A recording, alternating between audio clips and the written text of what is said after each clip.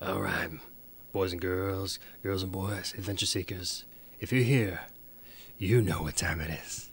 Dum, da-da-da-da-dum, dum, da-da-dum, bum, ba-dum, ba-dum, da-da. That's right, Indiana Jones and the Circle of Death. By William McCay.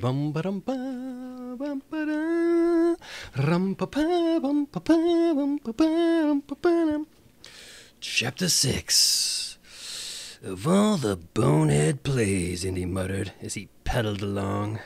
He wasn't sure if he meant Herman's dumb stunt, or himself, for thinking he'd talked Herman out of it.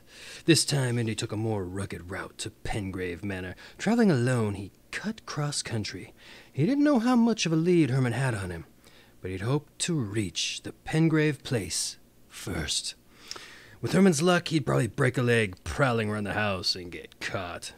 Puffing a little, Indy coasted his bike through the open gates of the Pengrave estate. The old dark building rose up like something out of a fairy tale. Indy scanned the front of the house. Herman's bike wasn't there. Maybe he'd beaten him. Then Indy spotted the door, standing half open. Leave it to Herman, he thought. He has to advertise that he's inside.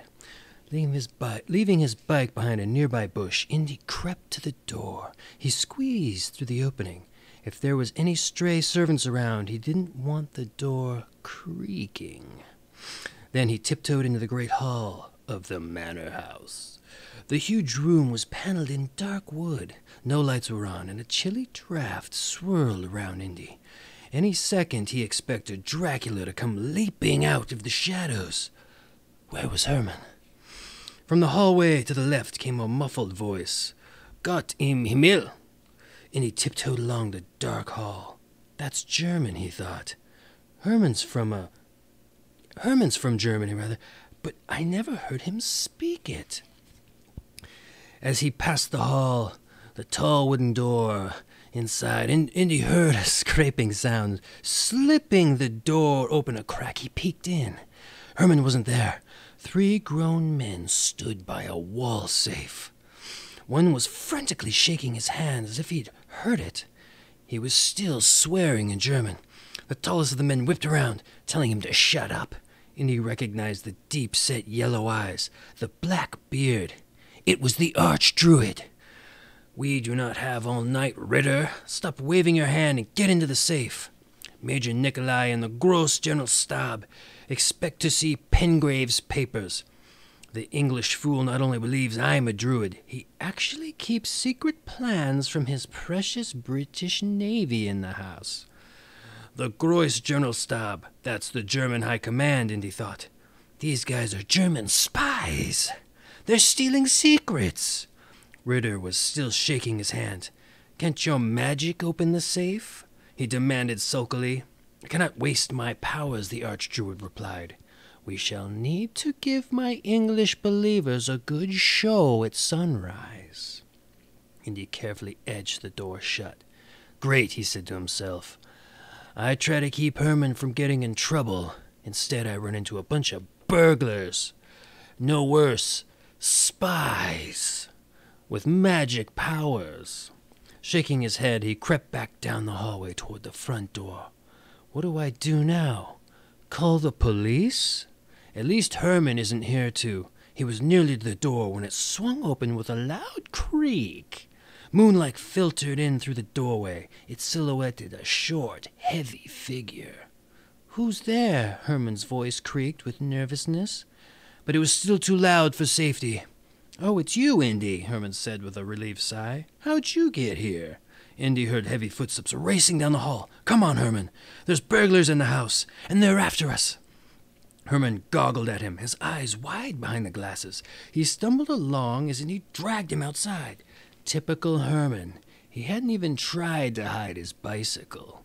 He just leaned it against a bush, his book bag across the handlebars. Herman had even forgotten to bring his smoke bomb inside. A dark figure came leaping through the open doorway. It was Ritter, one of the Archdruid's henchmen. The German spy grabbed Herman's arm and heaved. Indy's friend went tottering backward. Indy tried frantically to haul Herman out the door, but Ritter was stronger than he was. He threw Herman into the house. But Ritter was stronger than he was, rather. He threw Herman into the house. Then he went for Indy. There was no time to hang around. Indy ducked, jumped on Herman's bike, and pedaled for dear life. He had to get help, fast. Reaching the gates, he hesitated for a second. Which way should he go? Heading for town was his best chance. Indy sweating as he pumped his legs furiously. He was making good speed. At least he'd outrun Ritter. The wind was blowing into his face, giving him the feeling of even greater speed. Then, small, wet, cold dots began hitting his face. Snowflakes. Perfect, Indy thought. I've got spies on the loose. Herman's kidnapped, and now it's starting to snow. What next? Then, behind him, he heard the roar of a powerful engine. Looking back over his shoulder, he saw a heavy car charge out of the gates of Pengrave Manor. He recognized the make. It was a German car, a Benz. Its headlights turned to catch him. The Benz put on a burst of speed. Indy's heart sank. How could he hope to outrun a car like a Benz on a bike? It was big, fast, and huge. Huge. Wait a second. A wild idea came into Indy's mind. A bike could go places a car couldn't. He gave his pedaling everything he had. Yes, up ahead, that hedge by the road had an opening. Indy took the bike off the road and onto a small, gravelly path. Ha! The car would never make it through the small opening. The Benz didn't even slow down. It just tore its way through the hedge. Indy started pedaling frantically again. These guys didn't give up easily. Who's ist? He heard a voice behind him shout in German. There was still hope.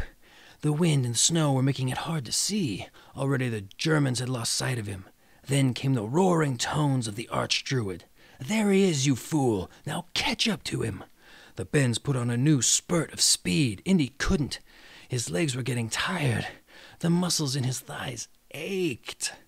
The snowflakes around Indy suddenly glittered very bright. He realized it was the headlamps lighting them up. That also meant the Benz and the German spies were closing in. Indy's heart pounded. He tried to force a little more speed from his aching legs. His front tire hit a rock in the path. The bike wobbled wildly. He had to fight to keep it upright. A second later, Indy lost the path. He was rattling over grassy hummocks, hoping he wouldn't fall. One thing cheered him on. From behind, Indy heard more cursing in German. The Benz had to leave the path too. And the big, heavy car had much tougher going than Indy's bike. Indy's legs stopped aching now. They were screaming in pain.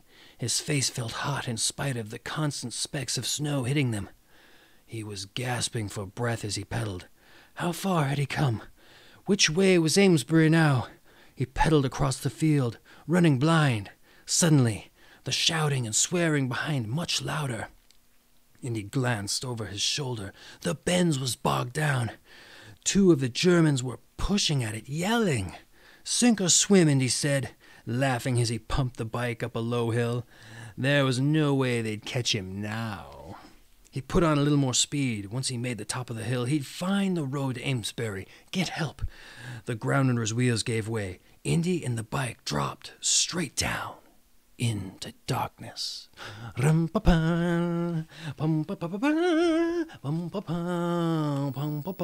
That has been Chapter 6 of Indiana Jones and the Circle of Doom by William McCay.